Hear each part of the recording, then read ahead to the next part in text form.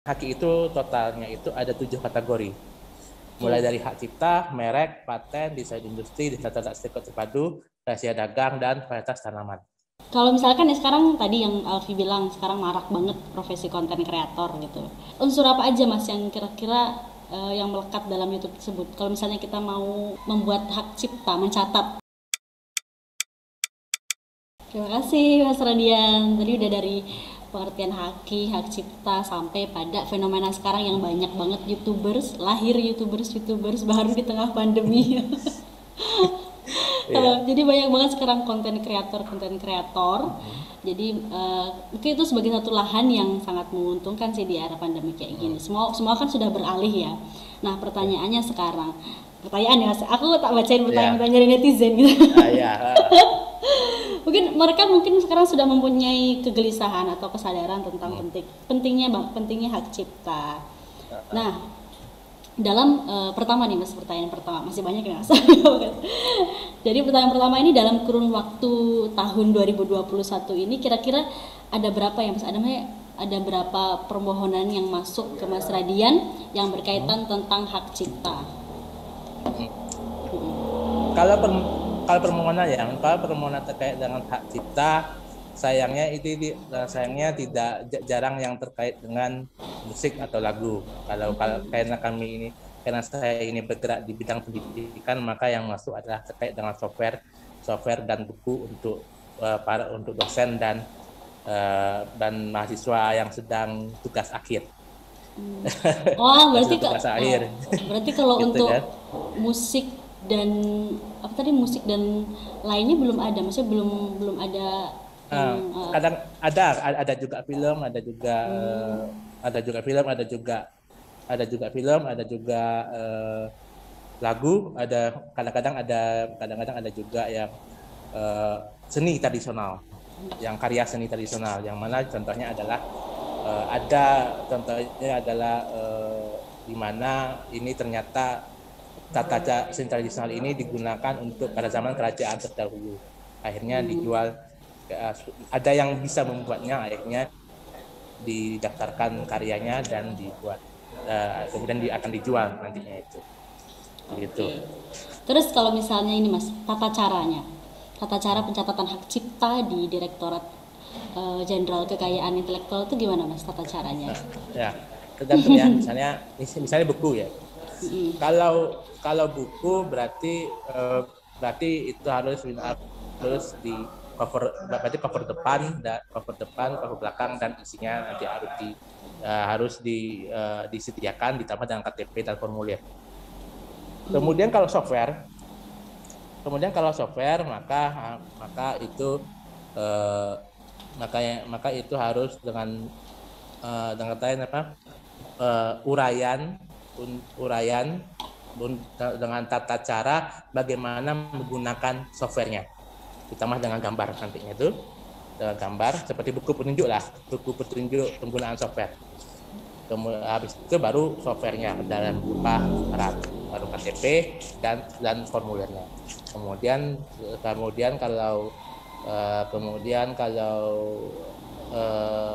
Musik mungkin? kemudian kalau itu musik itu musik mungkin dalam bentuk MP3 atau bentuk note juga bisa. Tetapi perlu saya katakan satu hal. Mungkin di sini banyak yang bisa gambar ya. mungkin di sini mungkin seni lukis masih bisa. Tapi kita memiliki masalah terkait dengan logo. Pada saat undang-undang pada tahun 2001 itu logo masih diperbolehkan termasuk dalam karya hak cipta. Tetapi pada undang-undang baru ini 2014 logo tidak bisa lagi dikategorikan hak cipta, padahal dikategorikan merek. Kenapa begitu? Nah, ini ada yang nabrak. Nabraknya adalah orang bisa buat logo, malah didaftarkan hak cipta, malah digunakan untuk dagang. Nah, padahal merek itu kan sebenarnya seharusnya itu ke merek kalau memang tujuannya untuk dagang gitu. Tetapi karena dianggap terlalu mahal merek, sehingga larinya ke hak cipta. Namun itu jalan itu sudah ditutup di Undang-Undang nomor 2014 sehingga logo tidak masuk dalam kategori hak cipta. Itu yang bagian yang lucunya gitu. Logo sama dengan merek gitu ya. Merek ya. Terus pertanyaan selanjutnya masih tak lihat terus.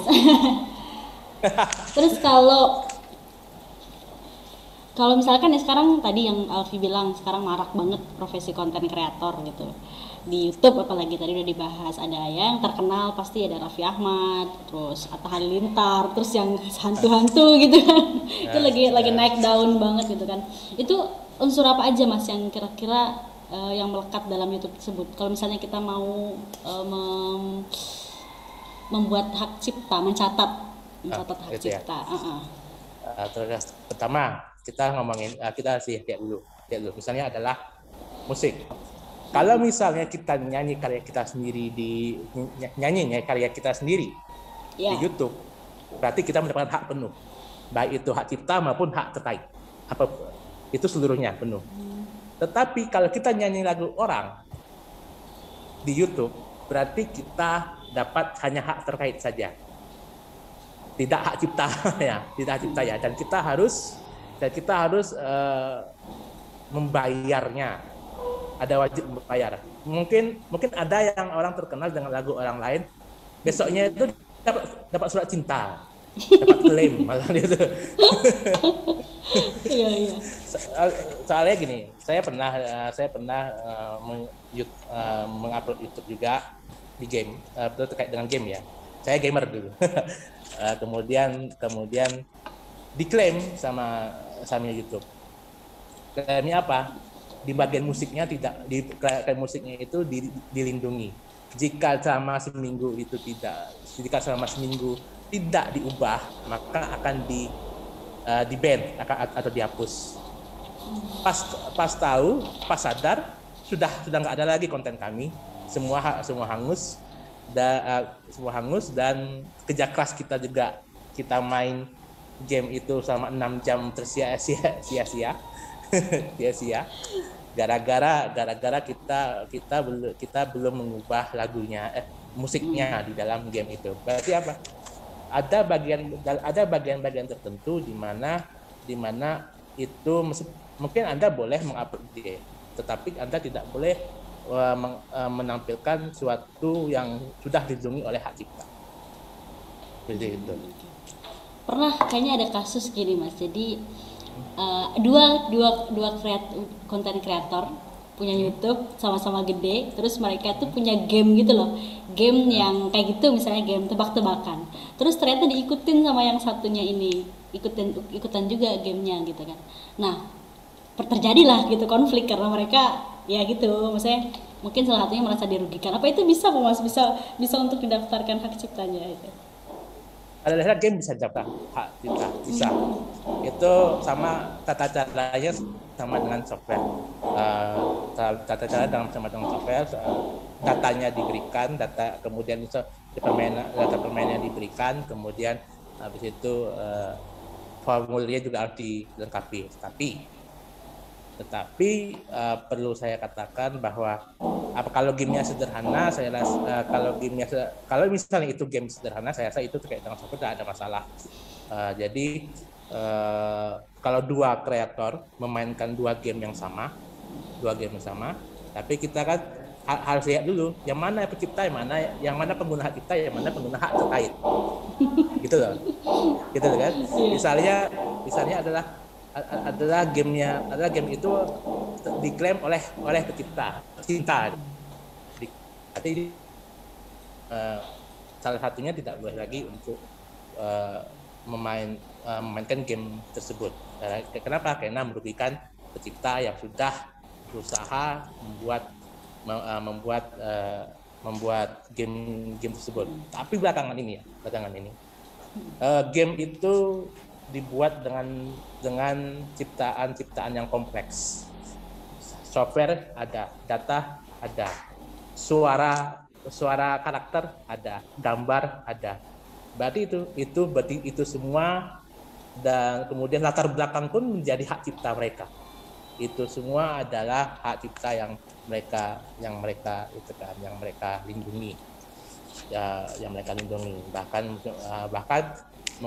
mungkin saja kalau di YouTube, kalau mungkin saja supaya lebih bisa memiliki kebebasan sebagai pada pengguna, maka ada juga yang kalau musiknya dipakai ini itu saja ya, kalau musiknya dipakai ini di band aja, kalau karakter saya dipakai ini di band saja, kalau latar belakang saya dipakai ini di band saja. Berarti kita diberi kebebasan, tapi kebebasan itu terbatas bagi YouTuber gitu.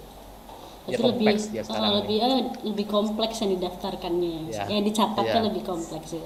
Makanya kalau ada elemen yang mirip sedikit itu bisa kita ini.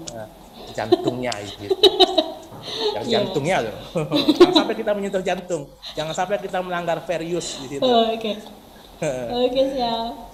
Terus kira-kira nih Mas ya, kalau misalnya kita daftar hak cipta gitu, bukan daftar, mencatat gitu kan, itu pencatatan hak cipta itu kira-kira butuh biaya berapa ya Mas ya?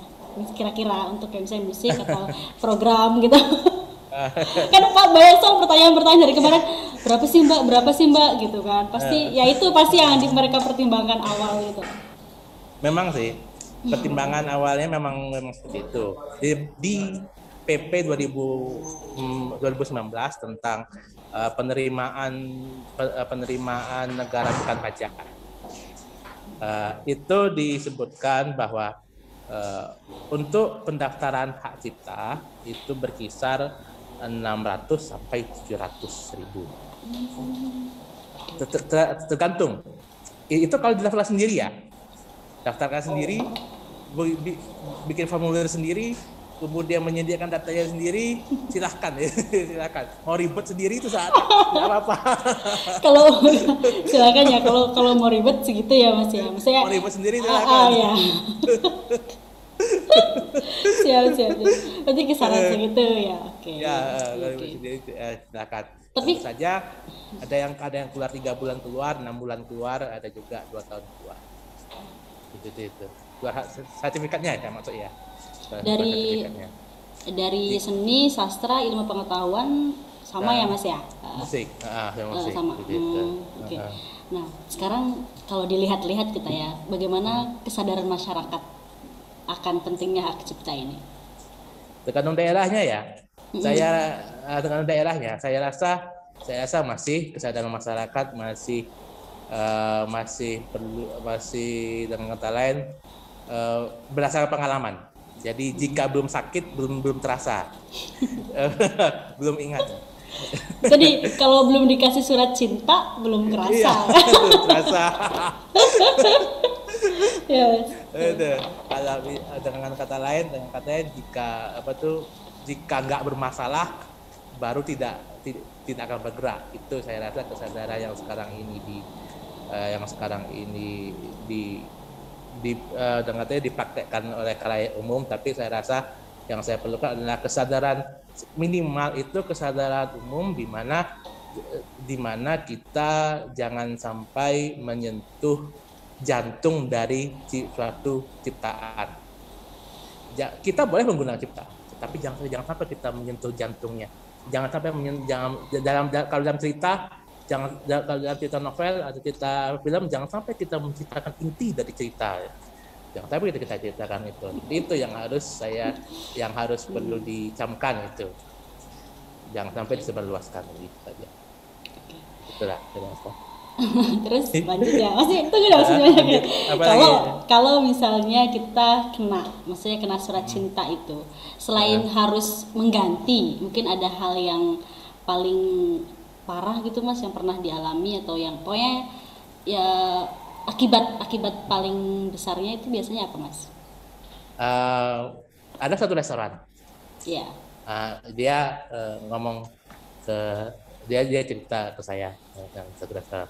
Saya tak akan beritahu restoran mana. Sebelum ada peraturan terkait dengan dengan musik yang alat musik yang dimainkan atau diperdengarkan ke restoran itu harus dibayar royaltinya ke LMK, Lembaga Manajemen Kolektif. Tetapi ada itu sudah dengan kata lain sudah restoran itu mendapatkan klaim di mana dia dengan kata lain bertujuan untuk menghibur yang datang, menghibur pelanggan, maka restoran itu memutar musik. Musik apa? Musik radio.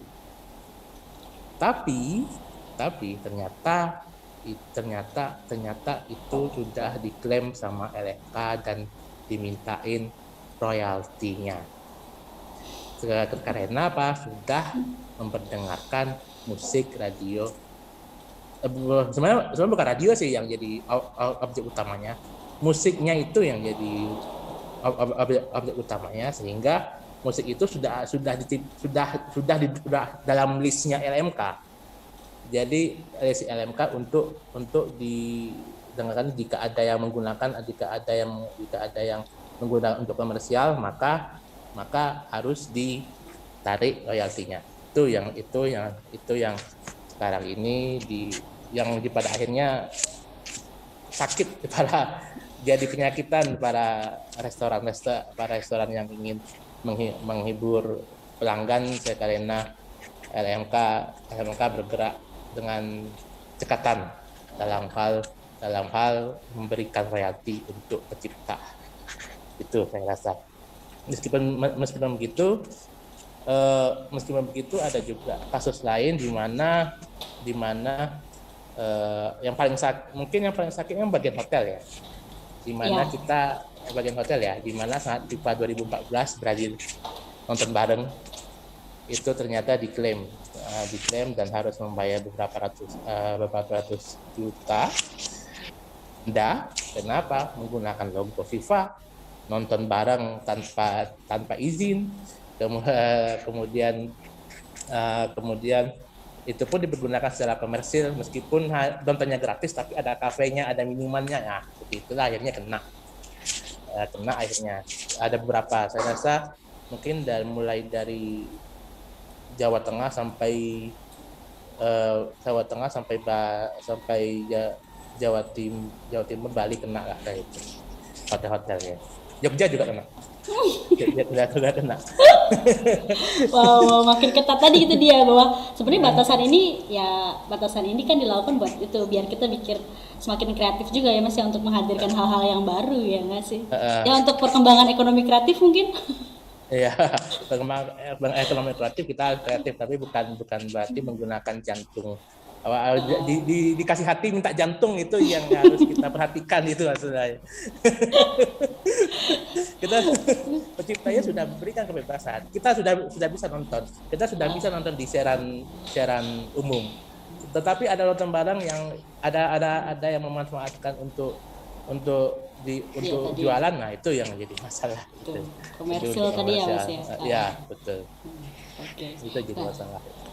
Sekarang berapa Mas nilai fantastis yang pernah Mas Radian tahu tentang suatu karya itu ketika sudah dicatat gitu?